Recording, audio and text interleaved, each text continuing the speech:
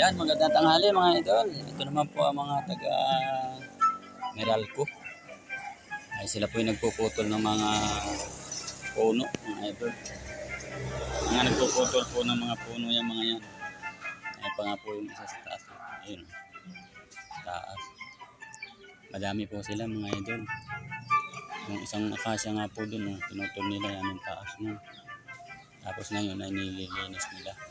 Pinadala nila doon sa isang tabi yung mga pinutol nilang kahoy na nakakasagabal sa kuryente. Magandang tanghali po sa atin lahat. Ang sisipag naman po ng mga ito, mga trabahador na ito, ang sisipag naman po mga idol. Po sila madami po sila. Paahon pa po sila medyo paahon pa. Ano pa? Papunta pa yata yan ng mga bandang binabistahin pa. Yun pa yan sa dulo. Napakataas po.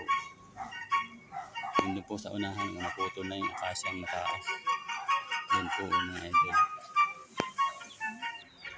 Yan, sige. Tanggalan nyo yan dyan. Kasi pinutol ninyo yan dyan. Pag hindi nyo tinanggal yan sa karsada ay makakaharang yan sa mga sasakyan. Kaya kailangan tatanggalin ninyo yan. Sige, hakutin nyo doon sa kabila. Sa medyo doon, malalim doon. Doon yung itambak. Kasi pag yan ay natuyo na, kami na lang ang magsisindi niyan. Sindihan na lang namin yan.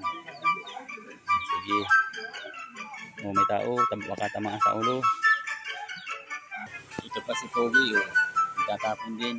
Galing dito sa kabila. Galing dito sa kabilang ito, mga idol. Ang sisipag nila, Yan, ingat kayo, mga motor kayo. Madaling yung mga kahoy-kahoy dito. Ang mga pinutol nila ay madidisgrasya kayo. Kaya kailangan mag-ingat kayo. Hirap din magtabas ng mga ganyan kasi sa mataas. Baka mamaya mahulog ka. Hindi ka saan talaga. Sige, hakot kayo. Yan yung itambak yan sa baba na yan. Tapos pag natuyo yan, sisindihin na lang namin yan. Sige. Sabit na sa kuryente. Yan. Pag bongga ng bulak na yun, yung sanga na yun, sasabit sa kuryente. Sasabit doon sa kuryente na yun. Yun Yan, tinatanggal na yan. Ayan na po silang lahat mga idol. Yan, magandang tanghali po sa ating lahat.